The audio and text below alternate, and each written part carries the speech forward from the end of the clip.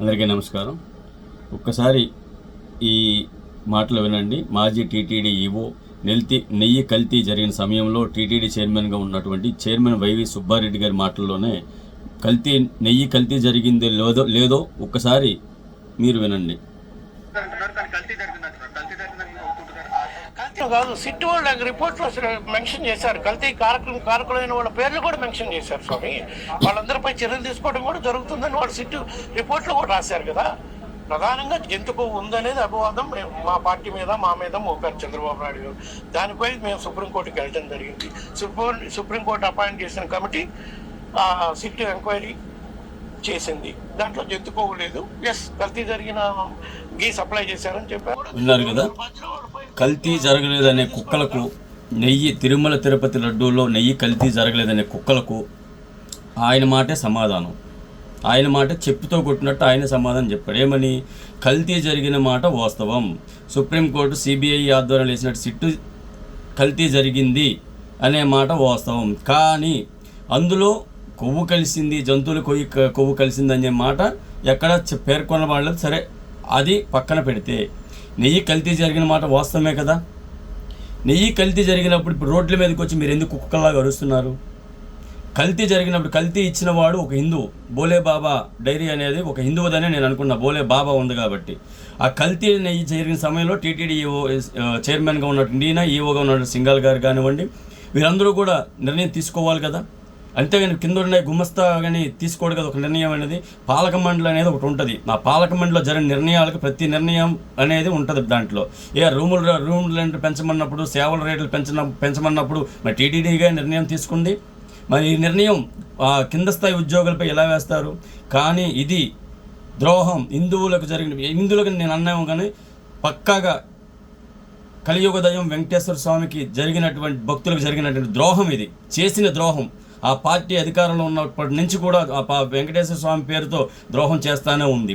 2019 అధికారం రావడం కోసం పింక్ డైమండ్ దొంగతనం జరిగింది, చంద్రబాబు నాయుడు గారి ఇంట్లో ఉందని చెప్పి అబద్ధం నుంచి ఇప్పటి తిరుపతి లడ్డూ వరకు ప్రతిదీ కూడాను వాళ్ళు కల్తీ మాటలే చేస్తూ ఉన్నారు, కల్తీ పనులే చేస్తూ ఉన్నారు, కల్తీ మాటలే మాట్లాడుతూ ఉన్నారు. ఎందుకంటే 2019 అధికారం రావడం కోసం పింక్ డైమండ్ను వాడుకున్నారు. వచ్చిన తర్వాత శ్రీ రామతీర్థాల్లో రాముల వారి విగ్రహం తల నరికితే అది ఎవరు పిచ్చోడు నరికాలని చెప్పి అన్నారు. తర్వాత అంతర్వేదిలో రథం తగలబడితే తేనెటీగల దాడిలో తగలబడిందని చెప్పి అన్నారు. ఏం జరుగుతుంది అసలు? జరిగింది ఆంధ్రప్రదేశ్లో. అప్పుడు ఎవ్వడూ మాట్లాడాల, బీజేపీతో సహా, ఇంక్లూడింగ్ బీజేపీతో సహా. బీజేపీ వాళ్ళకి సాన్నిహిత్యం ఉన్నదనేది, అక్రమ సాన్నిహిత్యం ఉందనేది జగమెరిగిన ఆ ప్రతి ఆంధ్రుడికి తెలుసు. అప్పుడు వాళ్ళు మాట్లాడాలి. ఇప్పుడు కూడా బీజేపీ అనేవాడు మాట్లాడట్లా. వెంకటేశ్వర స్వామి భక్తులు తప్పితే ఇంకెవరు మాట్లాడిన పరిస్థితి వస్తుంది ఈ రోజున. అదే పవన్ కళ్యాణ్ గారు మాట్లాడుతూ ఉంటే పవన్ కళ్యాణ్ మీద ఎగురుతున్నాయి ఆ కుక్కలు కూడా. కల్తీ నెయ్యి చేసిన పాప పుణ్యం అంటూ కట్టుకున్న ఆ పాపాత్ములు ఈరోజు కూడా హిందూ మతం పేరుతో కులాల పేరుతో రెచ్చగొట్టడానికి ప్రయత్నిస్తూ ఉన్నారు. ఈరోజు రోడ్డు మీదకి వస్తూ ఉన్నారు. తప్పు చేసిన వాడు అంత ధైర్యంగా వస్తే తప్పు చేయని ఈ ప్రభుత్వం ఎందుకు ఇంత నిర్లక్ష్యంగా ఉందని చెప్పి అంటూ ఉన్నా. ఆనాటి చైర్మన్ నుంచి కింద స్థాయి నెయ్యి కల్తీలో బాగున్న ప్రతి ఒక్కరిని కూడా ఎంక్వైరీకి పిలిచి అరెస్ట్ చేయాలని చెప్పేసి మేము కోరుతా ఉన్నాం. హిందువులంటే అంత సులకన వైసీపీ పార్టీ వారికి కానీ వైఎస్ఆర్ జగన్మోహన్ రెడ్డి కానివ్వండి, ఎందుకు అంత వెంకటేశ్వర స్వామిపై మీకు పగెందుకు పెట్టారు మాకు అర్థం కాదు. నాకు తెలిసి ఈ జరుగుతున్న కూడా కరోనా లాక్డౌన్ సమయంలో జరిగినటువంటి సేవలు అప్పటి నుంచి కూడా అనే అనుమానం అయితే మాకుంది. అప్పటి నుంచి కూడా ఈ మాజీ ప్రధాన అర్చకులు కూడా, దీక్షితులు కూడా అదే మాట చెప్పినట్టున్నారు ఇంతకు ముందు. కాబట్టి ఈ ప్రభుత్వం ఈ హిందువులు సరే కొవ్వు కలిసిందా లేదా కాదు, నెయ్యి కల్తీ జరిగిందా లేదా, దానికి వైసీపీలో ఉన్న నకిలీ హిందువులు, వైసీపీలో ఉన్న నకిలీ హిందువులు దీనికి సమాధానం చెప్పాలి. మీరు నిజమైన హిందువులైతే జరిగింది అని ఒప్పుకోండి, నకిలీ హిందువులు అయితే జరగలేదు అని చెప్పేసి మీరు హిందువులు కాదని ఒప్పుకోండి మీరు. కాబట్టి నీకు ఒకటే చెప్తున్నా, ప్రభుత్వానికి మా విన్నపం ఒకటే.